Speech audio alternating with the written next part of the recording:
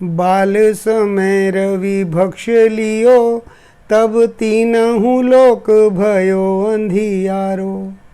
त्राहि सो त्रास भयो जग को, यह संकट काहू जात न टारो।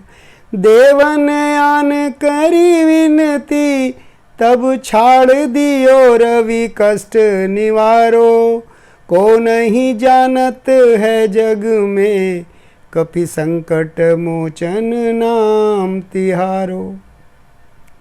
हनुमान जी जब बड़े हुए तो उन्होंने अपना गुरु के लिए सूर्य के पास पहुँचे।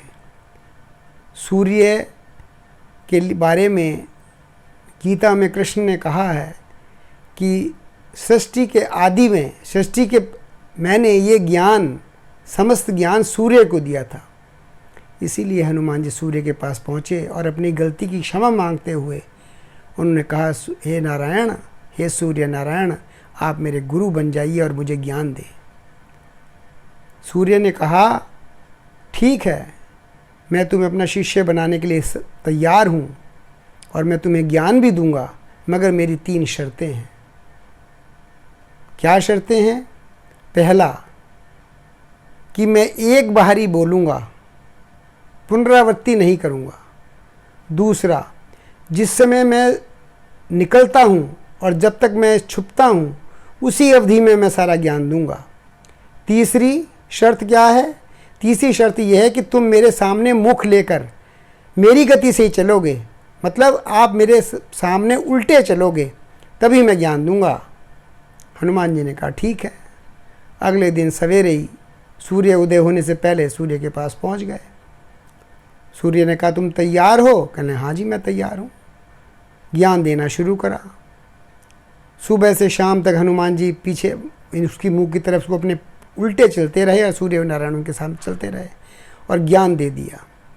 जब ज्ञान समाप्त हुआ, सूर्य का छिपने का समय हुआ और ज्ञान भी समाप्त हुआ, तो सूर्य से भगवान हनुमान जी ने हाथ जोड़कर कहा कि आप मेरे गुरु हैं, तो आप गुरु दक्षिणा में मुझसे क्या चाहते हैं, आप ये बताइए, मैं सारी आपकी इच्छाएं पूरी करूँगा। तो सूर्य नारायण ने कहा कि हे हनुमंत, मेरा पुत्र सुग्रीव पहाड़ों में घूम रहा है, परेशान घूम रहा है, तुम उसे राम से मिला देना। तुम उपकार सुग्रीवई कीना, राम मिलाए राजपद दीना। भगवान ने उन्हें कहा, ठीक है, मैं उसे मिलवा दूंगा। भगवान ने उसे सूर्य की बात मानकर, सूर्य के आदेश मानकर सुग्रीव को उनसे मिलाया। मतलब पिता, सूर्य पिता हैं सुग्रीव के। पिता कभी नहीं चाहता कि मेरा बेटा परेशानियों में उलझा रहे, इसलिए कोई ना कोई उसके लिए उपाय करता ही रहता है, उसके लिए चिंतित रहता है कि कैसे मैं उसकी परेशानियां दूर करूं। दूसरा उदाहरण एक और है। एक परिवार, ब्राह्मण परिवार, विद्वान परिवार रहता था। उनके एक ही पुत्र था, दोनों विद्वान, पिता भी विद्वान, पुत्र भी विद्वान। जहाँ कहीं शास्त्रार्थ होता है या धर्म की बात होती या शास्त्र की बात होती, जाते तो जीत कर आते, पुत्र जाता तो वो जीत कर आता। तो पिता ने सोचा कि कहीं मेरे पुत्र को अहंकार ना हो जाए, तो जब वो घर आता सब लोग तो उसकी प्रशंसा करते कि ये जीत कर आया है, उसका पिता उसकी माता से उसकी निंदा करता। लगातार ये ऐसा क्रम कई बार चलता रहा। पुत्र ने सुन लिया कि मेरी पिता मेरी निंदा करते हैं। उसने कहा, अच्छा, मैं क्यों ना आज पिता को समाप्त ही कर दूं, जिससे मेरा निंदा करने का वाला ही नहीं रहेगा। नीति ये कहती है कि निंदक नियर बैठाइए, कि जो निंदक होता है उसे पास में बिठाना चाहिए, कि अगर वो आपकी गलती है नहीं बताने का तो आप आगे कैसे बढ़ेंगे। मगर उसके समझ में नहीं आया। उसने कहा, ठीक है, आज मैं पिता का कल्याण कर दूंगा, समाप्त कर दूंगा पिता को। अपने दरवाजे के ऊपर एक बहुत बड़ा पत्थर लेकर बैठ गया और जैसे ही उसने सोचा, जैसे ही मेरे पिता अंदर आएंगे मैं ऊपर से पत्थर गिरा दूंगा और पिता का अंत हो जाएगा। मगर भगवान की लीला, वो कुछ बात में सोच ही रहा था, इतने में पिता आ गए और वो अंदर चले गए। उन्होंने आते साथ ही पूछा कि भाई बेटा कहाँ है? उसने कहा आज तो बेटा बहुत नाराज़ हो रहा है और पता नहीं कहाँ गया है। और तुम ये बताओ, पत्नी कहने लगी, तुम ये बताओ कि तुम उसकी, सब लोग तो उसकी प्रशंसा करते हैं, तुम उसकी निंदा क्यों करते हो?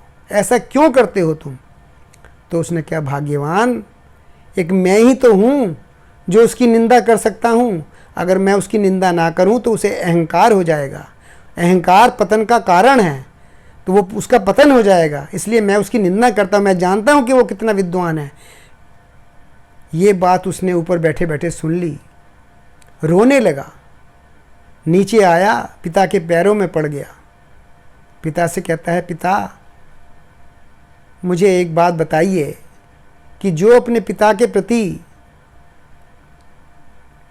विपरीत भाव रखता है, गलत भाव रखता है, उसको क्या सज़ा मिलनी चाहिए? पिता ने कहा कि उसे जंगल में चला जाना चाहिए और एक सूखा हुआ पेड़ देखकर उसके अंदर बैठ जाए और आग लगा ले, तिल तिल करके जले, तब उसका प्रायश्चित होगा। उसने कहा, पिता फिर मुझे आज्ञा दीजिए। तो कहने, तुझे, तेरा क्या मतलब, तुझे क्यों आज्ञा दूँ मैं?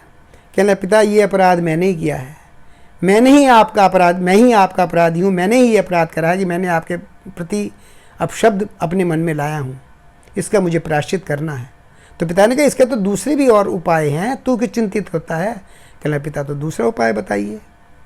कहने लगा, अपनी पत्नी के साथ अपनी ससुराल में चले जाओ और 6 महीने ससुराल में रहना है। वहाँ कोई भी काम नहीं करना, चाहे कोई कितना भी कहे, कोई काम नहीं करना।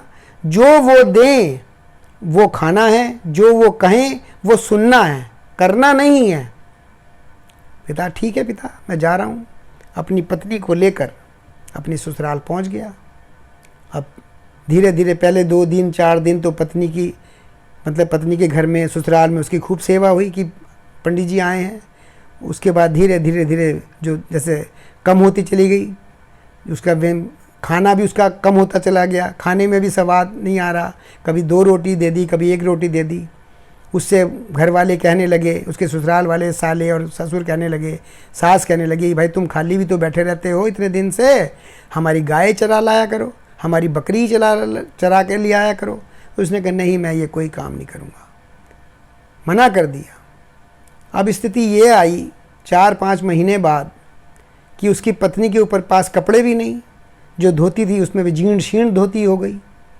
तो उसने अपने पति से कहा कि मेरे पास तो तन ढकने के लिए भी कपड़ा नहीं है, आप कुछ करिए। तो उसने कहा, मुझे तो प्रायश्चित कर रहा हूँ मैं तो कुछ करूँगा ही नहीं। तो उसने कहा, फिर मेरी लज्जा कैसे ढकी जाएगी, मुझे तो बताओ। तो उसने एक आधा श्लोक लिख के भेज दिया उसे कि जो अच्छे परिवार हैं उन मोहल्लों में चले जाओ और ये बेच देना, कोई खरीद लेगा तो ठीक है, मैं जाऊंगा भी नहीं, तुम ही जाना है। अब अच्छे परिवारों में घूमने चली गई, वो सबको दिखाती कि कोई ये श्लोक ले लो, कोई ये श्लोक ले लो, किसी ने नहीं लिया। एक वणिक पत्नी को उस पर तरस आया कि कितनी गरीब ब्राह्मणी है और ये बेच रही है, तो क्यों ना इससे मैं ले लूँ। उसने वो श्लोक ले लिया उससे, और जहाँ वो सोती थी उसके सिरहाने उसने वो श्लोक लगा दिया। उसका पति विदेश गया हुआ था और कई साल उसे हो गए थे विदेश जाने में, व्यापार के लिए विदेश गया हुआ था, कई साल हो गए थे उसे विदेश में रहते रहते। अब 10-15 साल बाद वो उसको आना था, पत्नी को पता ही नहीं था। पति ने भी कहा कि पत्नी ने भी कोई सूचना दी कि मैं आ रहा हूँ या नहीं आ रहा हूँ। उसने कहा मैं अचानक, पति ने सोचा कि मैं अचानक पहुँचूँगा तो ज़्यादा अच्छी बात रहेगी, तो अचानक वो एक दिन पहुँच गया। तो क्या देखता है कि पत्नी के बराबर में एक पुरुष सो रहा है। उसको देखकर बहुत गुस्सा आया, उसने तलवार निकाल ली कि क्यों ना मैं इसको अभी काट कर ख़त्म कर देता हूँ। ये मेरी पत्नी कुल्टा हो गई है, मैं बाहर विदेश क्या चला गया, ये कुल्टा हो गई है। मगर जैसे ही उसने तलवार निकाल के ऊपर को जो उसका मुंह गया तलवार खींचने के लिए, तो देखा कि श्लोक लिखा था। उस श्लोक को तो मैं नहीं बता पाऊँगा, मगर उसका भावार्थ यह था कि छोटा बड़ा कोई काम कीजिए किंतु पूर्वापर सोच लीजिए। बस उसने, ठीक है, उसने लात मारी अपनी पत्नी के और तलवार उसके हाथ में। पत्नी उठ गई। पत्नी ने कहा, स्वामी आप कब आए? कहने, कब आए होंगे, कब नहीं ये आए होंगे, ये बता ये कौन है? तो महाराज ये तो, उसने उस लड़के को उठाया, उस पुरुष को उठाया और उसने कहा, अपने पति के बारे में कहा, ये तुम्हारे बेटा, ये तुम्हारे पिता हैं, इनके चरण स्पर्श करो। रोने लगा, बिलखने लगा कि मैं क्या करने जा रहा था। उसने अपनी पत्नी से कहा, तुम देवी ये बताओ कि ये जो श्लोक लिख के दिया है किसने लिख के दिया है? अगर मैं आज इस श्लोक को ना पढ़ता तो आज तो मैं अपना सब कुछ ही ख़त्म कर देता। तुम ये ढूंढो कि इसमें किसने लिख के दिया है। मेरे पास बहुत माया है, बहुत धन है, मैं उसे मालामाल कर दूंगा, नहीं तो आज तो मेरा सारा परिवार ही ख़त्म हो जाता। मेरे लिए जीवन में तो कुछ भी नहीं रहता। मैं तुझे भी मार रहा था, तेरे पुत्र को भी मार रहा था, मुझे पता ही नहीं कि ये मेरा पुत्र है। तो उसने कहा कि जब आप स्वामी आप गए थे तो मैं गर्भवती थी और आपके जाने के बाद ही मेरे पुत्र हुआ है ये, और उसे ही मैं पाल रही हूँ। बड़ा अपने आप को पश्चाताप के आंसुओं में रोने लगा। रो के उसने कहा, किसी तरह से जिससे भी तुमने श्लोक लिया है इसकी आधी कड़ी तो मुझे चाहिए, ज़रूर चाहिए। ढूंढवाया सबको, चूँकि रईस आदमी था, बड़ा आदमी था, नौकर चाकर भेज के सबको ढूंढवाया, कहाँ रहता है, कौन रहता है। तो पता लगा कि ये बुढ़िया यहाँ रहती है। उससे कहा कि भाई वो जो आधा श्लोक तो तुम दिया ही थी, आधा श्लोक कहाँ है? कहने लगा, वो भी मैं दे देती हूँ। कहने, उसके पैसे मनमाफिक पैसे ले लो, जितने पैसे चाहिए उतने ले लो। उस समय वो अवधि 6 महीने की पूरी हो रही थी। तो उसे सेठ ने, उस व्यक्ति ने उसे भरपूर पैसे दिए, भरपूर धन दिया, और उसने आधा श्लोक और लेकर उसके पास आ गई। उसी श्लोक में क्या लिखा था? छोटा बड़ा कोई काम कीजिए, किंतु पूर्वा पर सोच लीजिए, बिना विचारे जो काम होगा कभी ना अच्छा अंजाम होगा। तो बिना विचार के जो भी काम करोगे उसका अंजाम कभी अच्छा नहीं होगा। और पिता ने अपने पुत्र के लिए क्या क्या नहीं किया कि जिससे इसे अहंकार ना हो जाए, इसीलिए मैं इसकी निंदा करता हूँ। तो पिता कभी नहीं चाहता कि मेरा पुत्र किसी परेशानी में पड़े और किसी अहंकार में पड़े।